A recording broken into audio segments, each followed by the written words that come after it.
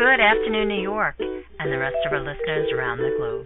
My name is June Stoyer, and I'm the host of the Organic View radio show.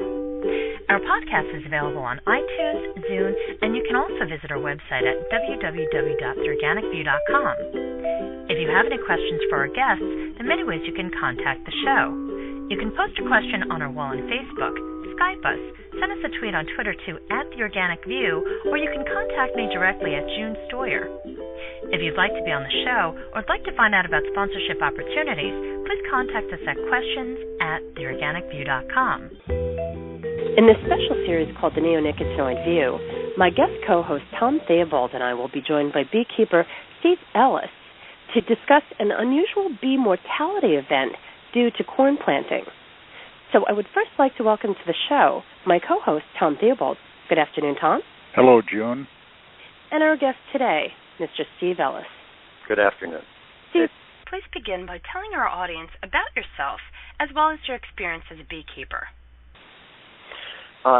June, I've been a commercial beekeeper for the last 32 years, and I operate a commercial bee operation that's migratory between Minnesota and California. I call Old Mill Honey Company. I operate about 2,300 hives of bees in the summer months for honey production, and I take the same bees out to California for pollination services in the spring. Thank you. Can you please share with our audience exactly where your hives are situated as far as the environment is concerned? Sure. My hives in the spring and summer are located in Minnesota. When as a commercial beekeeper, I move my bees back and forth on semi-trucks, and we load up 400 to 500 hives onto one semi-truck, and we net them down and take them from California to Minnesota. And for a short period of time, we put them in what are called holding or staging yards, which are all-weather loading and unloading areas, usually gravel pits or something like that, where we can unload the semis if it's raining or snowing or whatever, and put them out and then put them all in one spot and then slowly move them out into spread-out locations. And this time of year, that's what I'm doing. They're in a holding yard, and I'm moving them out to spread-out out yards. Steve, in the bee world, we've started to see reports of bee losses that appear to be associated with corn planting and primarily the dust from corn planting. And it's coming from throughout the Corn Belt and southeastern Canada. And it sounds like, from what I've heard from you, that you may be experiencing the same thing. Can you describe what's taking place with your bees? Sure, Tom. What appears to be going on from all the people that I've talked to and what I'm seeing firsthand in my own operation is acute mortality events in these beehives at the time of corn planting. We're trying to sort this whole thing out and figure out how these neonicotinoid seed coatings on corn are causing acute mortalities in beehives that are some distance from the field where this chemical is being sown in with the seeds. Christian Krupke in Purdue has listed multiple routes of exposure, and I'm not sure that we have the exact route of exposure here, but we certainly have the mortality occurring at the same time that the seeding is going on. And just exactly how that's causing the mortality, people ask me, well, how come putting seed in the ground kill beehives that are like a quarter mile away or something? And I'm like, well, okay, it does seem kind of weird even to a beekeeper, but there's a lot of possible things that are offered up that this chemical is getting onto flowers like dandelions or willows, and the bees are encountering it on the flowers, or that the bees are flying through this plume of gas being given off as the seeds are planted. Or, it may be very possible that these bees are just respirating this chemical in, and it's killing them. But something associated with the corn planting is killing these bees. They go seed these fields, and I looked in my yard here, and there were a lot of bees out on the ground and on the bottom boards, twitching and on their backs with their legs going a mile a minute, and there's really nothing else that causes a bee to do that. So it's pretty definite in my mind that the neonicotinoid is somehow getting into these bees and causing mortality events. The neonicotinoid is used as a seed coating on the corn. Isn't that the concern? The corn seed is abraded as it's being planted, and that generates very toxic dust. Isn't that the vector primarily? Well, the primary vector apparently is, right, the neonicotinoid seed treatment somehow is getting off the seed and getting to the bees somehow. Absolutely. That's what's going on here. And there's really no other chemicals used at this time of the year in farming or anything. I mean, it's so early in the season that there's no bugs out. I mean, nobody's spraying for anything else. This is the only insecticide that's out there that's a possible cause for acute poisonings like this. Thank you, Steve. Tom, if we could take a moment, could you please recap for our audience exactly what the sublethal effects of neonicotinoids are? Boy, they're many and varied, and just recently we've seen a report that was issued by the EPA and the USDA where they essentially put pesticides at the bottom of the list and said that there were many factors associated with the problems we're seeing with the bees. But if you look at the science with an open mind, what the science shows us is that these systemic pesticides have a variety of modes of action from very subtle to very dramatic, and what we're talking about today is one of the more dramatic, more immediate effects. Effectively, these systemic pesticides open the synapses, they open the neural connection, and the bee is essentially just firing to death. Its nervous system has gone crazy. These are neurological toxins. But there are many other ways that they can have an effect on a colony of bees that may not show up for weeks. They can interfere with their homing ability, with their memory, with their navigation ability, with their grooming ability. And grooming is very important in a social community like the bees. That's how the pheromones, the scents, are transferred within the colony. The work of Henk Kennekes in Holland has shown us that the effect on the synapses is cumulative and irreversible. And the conclusion from that is that there is no safe dose. And in fact, if death is the end point, it takes thousands of times less of this product to produce that same effect if it's administered in tiny amounts over time, which appears to be what's happening in the environment. So that's some of the technical background of how these systemic pesticides operate, and far from being the bee losses being a great mystery with multiple factors, if you look at the real evidence, the factors are primarily derived from the effect of the systemic pesticides. They are at the foundation of these losses that we're seeing in the bee industry, and many other life forms as well, aquatic invertebrates and prairie birds and soil organisms. A whole host of things are being damaged. Thank you. Steve, my next question is for you. Could you please explain to our audience what you've experienced in previous years as far as when corn has been planted and any type of bee losses? Have you experienced anything of this nature in the past? Yes, I have, June. Ever since I started putting this stuff on corn, I've been observing in the spring unusual mortalities. 3 of the last 4 years, I've officially reported these losses to EPA. And but even before officially reporting them, I would see out in the yard here and there bees twitching on locations at corn seeding time, and say to myself, why am I seeing a pesticide exposure event now when no pesticides are being used? So this was a riddle when they first started putting this stuff on the seed to most beekeepers, because beekeepers have become accustomed to looking for pesticide poisoning in the midsummer and the fall, when insect predatory pests are more prevalent.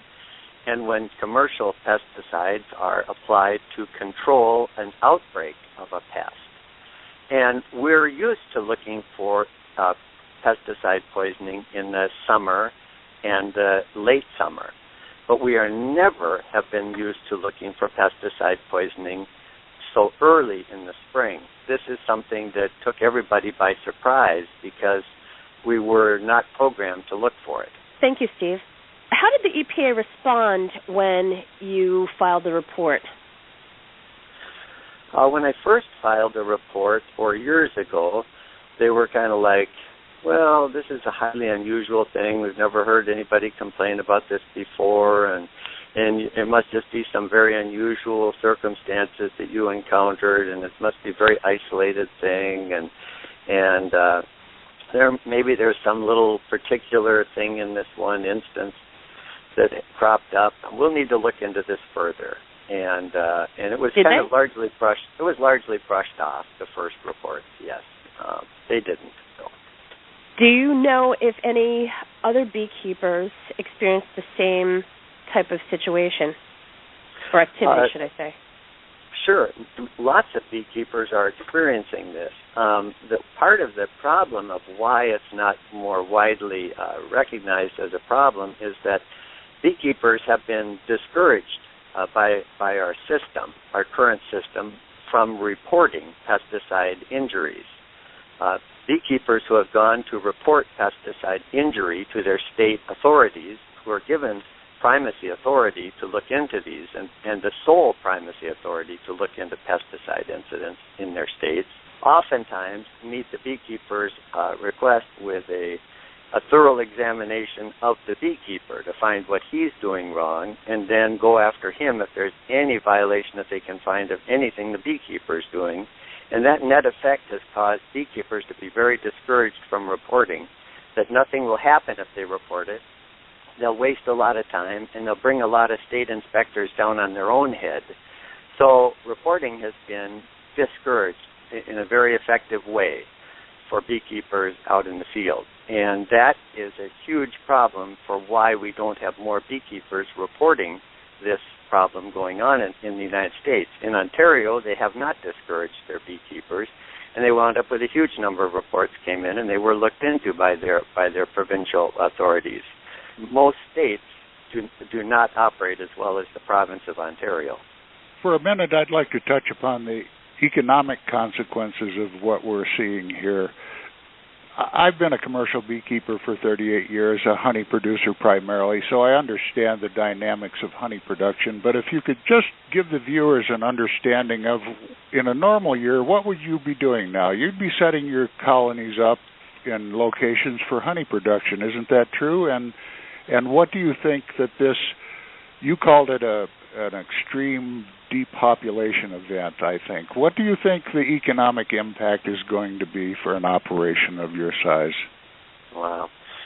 Well, Tom, I do describe this as an extreme depopulation event. Bear Crop Life was out, did a thorough report and investigation of my incident last year, and their conclusion was that in their report, which they provided me and which is public, that the bees had an exposure, that the lab results coming back with chemical detections was indicative and confirmatory of an exposure event to this chemical. And then they didn't go as far as saying that what effects that exposure event might have on bees. But from the beekeeper's side of the ledger here, that this exposure event to this chemical translates into a lot of bees dying right off the bat. And somehow this chemical is getting into the hive. And then it raises the question, what is that doing to the long-term viability of the queen in the hive? Because the queens that I have in these hives right now are the ones that I'm relying on for the summer and the fall of this year. And if something has gotten into the hive that can kill this many of the members of the colony, it seems very likely to me that there are sublethal effects occurring to this queen, and that the depopulation that's occurring now very likely to have a cumulative effect down as the season progresses. So to me, for sure, I see less honey production. I see less spring building. I can make less splits. My numbers aren't as good as they should be, all of those kind of things.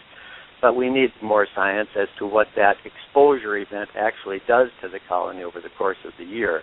And I think there's some studies on that indicate that these kind of exposure events, as the industry likes to refer to them, have very negative impacts on the colony down the line.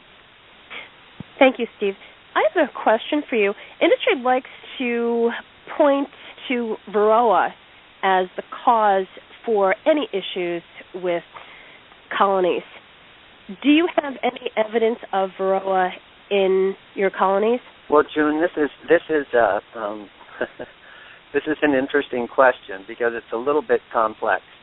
Since Varroa did show up on Apis melliferus in the United States, beekeepers have really struggled with it. It is a serious problem, and left untreated, it will kill a hive of bees. It's a very destructive mite. But having said all of that, we've been dealing with this mite for quite a while now in the beekeeping industry, and we know how to control these mites and keep them under normal circumstances under control. But trying to control these mites the last number of years has been increasingly difficult. All beekeepers report that their normal control methods don't seem to be appropriate. They have to instead of trying to control once or twice a year, they're going to 4 and 5 and 6 or 8 applications of control measures to try to keep these things under control. And why are they so much more difficult to control? That begs the question, why are they so much more difficult to control? And many of us have the strong opinion in this bee industry that the reason these things are getting more difficult to control is that the bees are unable to chip in and provide their part of the control that should be going, like grooming, like Tom referred to. And if they're unable to groom some of these mites off, then the populations develop much, much more rapidly. And so mechanisms like that, if impaired, are very capable of causing this problem to become much, much more unmanageable than it normally would be. Thank you.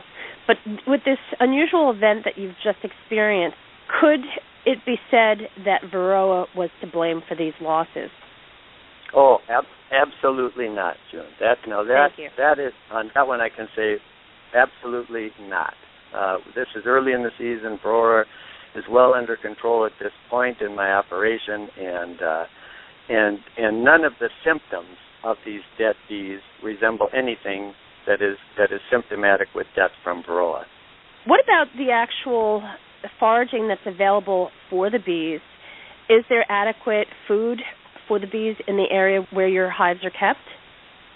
Well, where my bees are right now is, as I mentioned, a holding facility where I put a large number of bees in one place for a short period of time until I get them moved out and spread out into locations. And during that short period of time, there is never enough natural forage available for this large number. In this case, I've got 1,312 hives here. And there's almost no location anywhere that has floral source adequate to naturally feed that number of bees. So for the short period of time that I have bees here, they go out and get a little something that's available and kind of split it up, but they rely on me to provide them with 2-3 supplemental feedings of sugar. When you move them out, Steve, what would a typical bee yard be? How many? When I move them into locations, I wind up with 24 to 32 hives. And the surrounding environment would be suitable to give them a range of pollen and nectar sources, and it's a mixed environment, isn't it? Absolutely. They naturally feed themselves once you get them evened up. It's kind of like if you had cows and you put like 1,000 cows in a small pasture. Well, they're not going to be able to get enough grass to eat. You got to throw some hay at them. Of course. Just out of curiosity, what about water? What sources of water are available for your hives in this particular location?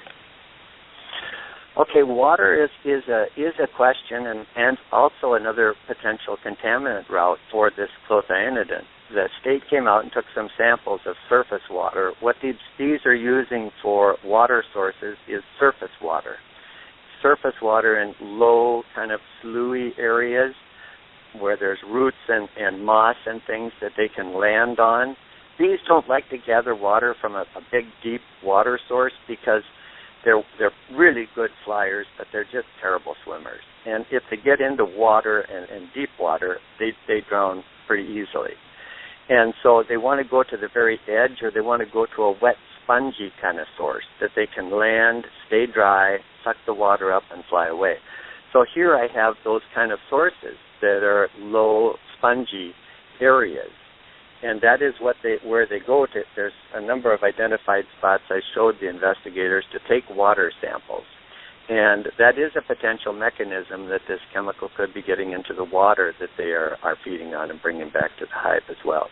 There are some recent studies that were done in Saskatchewan on this very issue, and they analyzed wetland water and found that pre-planting, so that whatever they found would have been from previous season or seasons, they found some of these systemic pesticides at significant levels.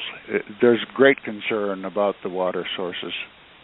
Well, there's, for the environment, of course, having contaminated surface water is a huge issue because of aquatic systems. And I'm not an expert on that, but I do know that my bees go out and gather water, and if it's a tainted source, that's a potential route of contamination for bees, too. Any homeowner with a bird bath and bees in the area would know full well that during the hot months and even in the cool months, the bees are at their bird bath getting water. Yep. Bees are actively out gathering water. They're amazing social insects. They've got groups that go out and gather water. They've got groups that go out and gather propolis to kind of glue things together inside the hive. They send some out for nectar and some for pollen, and they're amazing organisms, the colony of honeybees. Thank you. Boy, I have 1,000 questions as a beekeeper. I think that we've covered quite a bit of it.